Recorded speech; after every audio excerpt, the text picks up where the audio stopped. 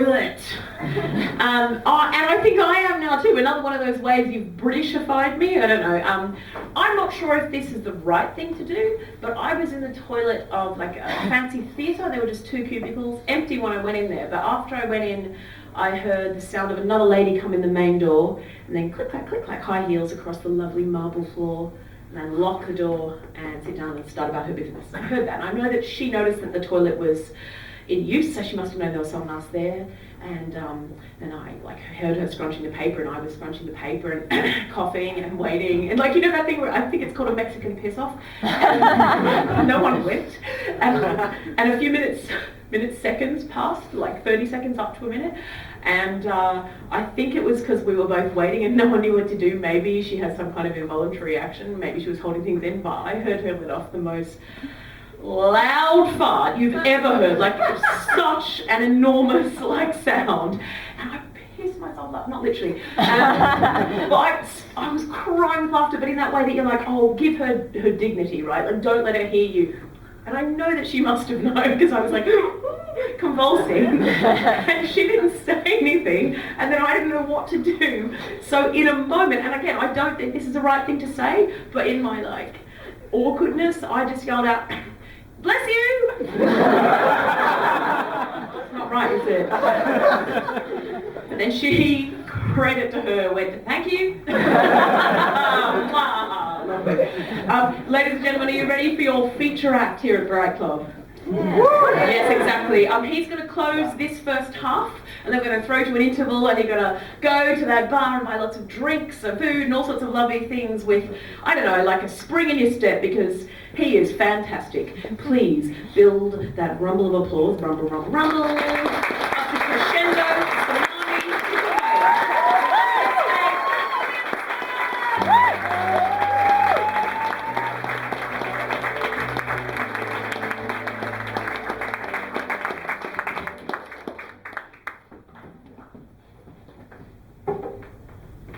Hello. Hi there. I'm not here to tell jokes. Shame. I'm not here to make you laugh. I'm here to tell a story.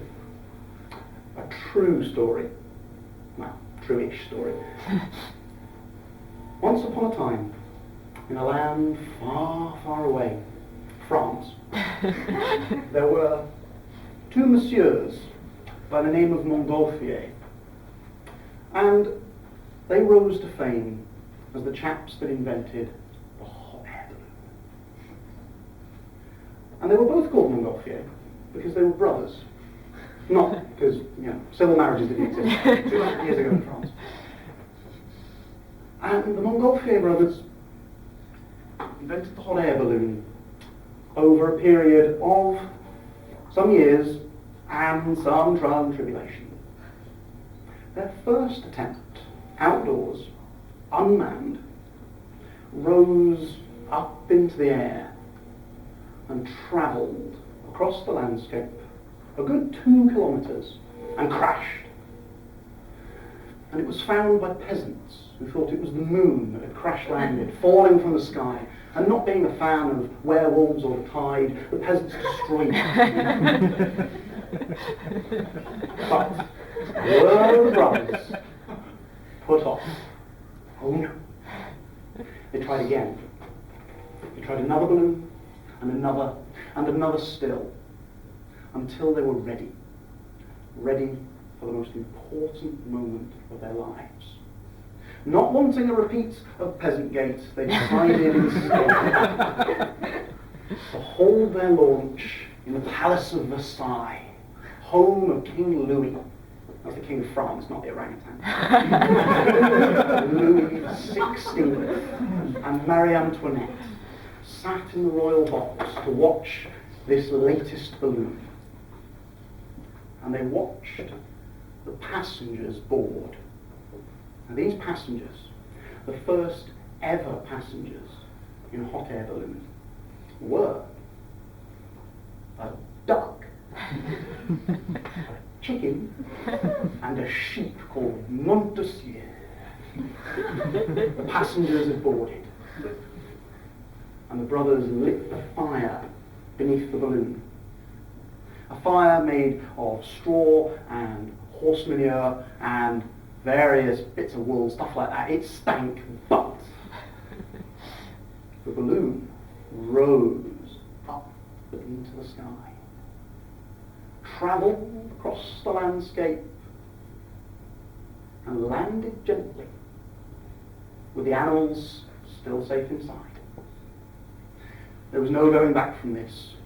The age of the balloon had begun. But the Montgolfiers didn't understand why the balloons worked. They thought that a mysterious gas, as yet unknown to science, was in the smoke from the fire.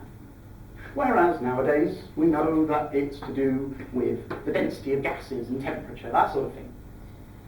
But where did the Montgolfiers get the idea for a balloon from?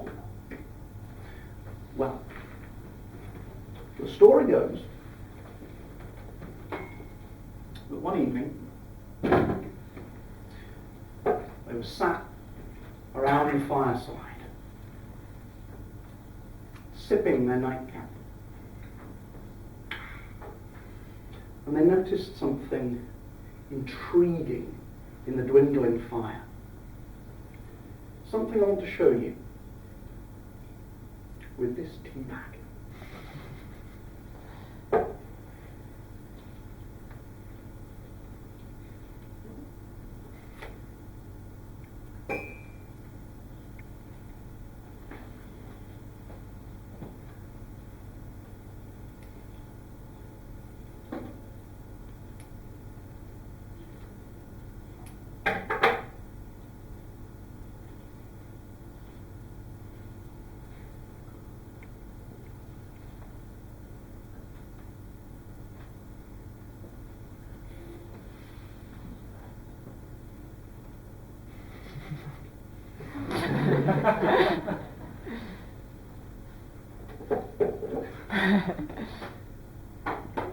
This lopsided tea.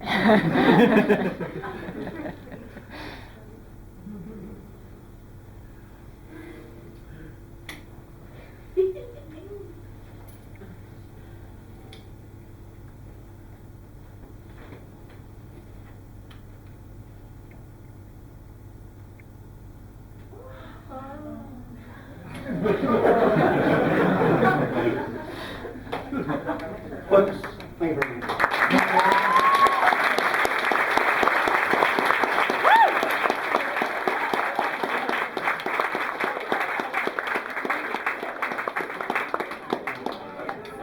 Holy shit, guys. You're all like, it's a tea bag exploding! Don't try that at home. Or at the stand. We're not insured for that. Did you enjoy Matthew Williamson? I mean, really, really good one. Now, it's time for the interval! Please, if you can, it would help the bar staff a lot if you could take your empty glasses to the bar and give them a tip if you want. Like, you know, they're pretty awesome dudes. We'll be back with 2 more fantastic acts here at Bright Club, and I hope you're having a good time, are you? Yeah! Yeah, you are. Okay, thank you very much. Enjoy the interval. 10 minutes and then back here. Thank you. Bye-bye.